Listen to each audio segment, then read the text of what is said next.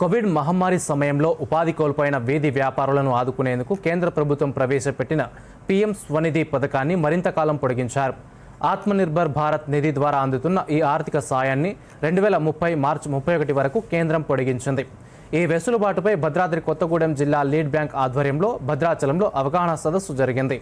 దీనిపై దూరదర్శన్ ప్రత్యేక కథనం ఇప్పుడు చూద్దాం.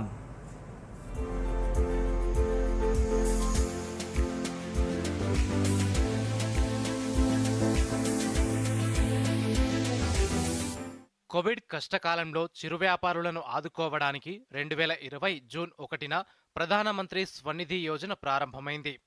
కేవలం మున్సిపాలిటీలకే పరిమితమైన ఈ పథకాన్ని ఇప్పుడు గ్రామ పంచాయతీల పరిధిలోని ప్రధాన ప్రాంతాలకు విస్తరించారు.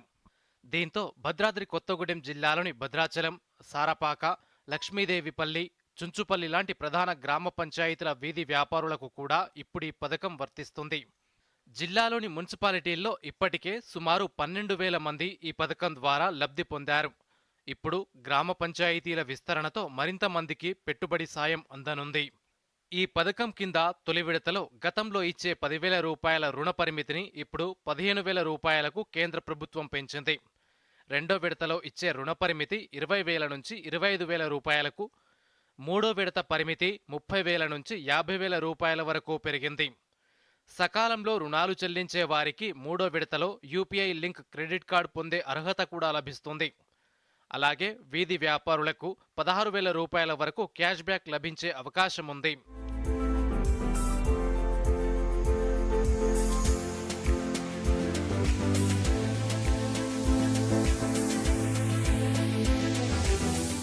కేవలం ఆర్థిక సాయమే కాకుండా డిజిటల్ స్కిల్స్, మార్కెటింగ్, ఆర్థిక అక్షరాస్యత లాంటి అంశాల్లో వీధి వ్యాపారులకు శిక్షణ అందించి వారిని ప్రోత్సహిస్తున్నారు.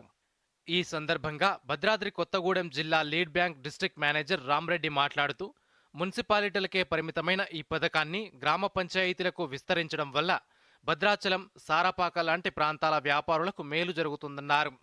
అర్హులను ఎంపిక చేసేందుకు జిల్లా వ్యాప్తంగా అవగాహన సదస్సులు ఏర్పాటు చేస్తున్నామని వివరించారు. పీఎం స్వనిధి స్కీమ్ అనేది ఇప్పటివరకు మున్సిపాలిటీస్లో మాత్రమే ఉండేది. భద్రాచలం, సారపాక, లక్ష్మీదేవిపల్లి, చుంచుపల్లి ఈ ఏరియాస్ అన్నీ కూడా టౌన్ ఫీచర్స్ అన్నీ ఉంటాయి, కానీ మున్సిపాలిటీగా లేకుండా ఉన్నాయి. సో ఈ ఏరియాస్కి కూడా ఈ స్కీమ్ని ఎక్స్టెండ్ చేస్తూ నిర్ణయం తీసుకున్నారు. దానికి సంబంధించిన గైడ్లైన్స్ వచ్చాయి.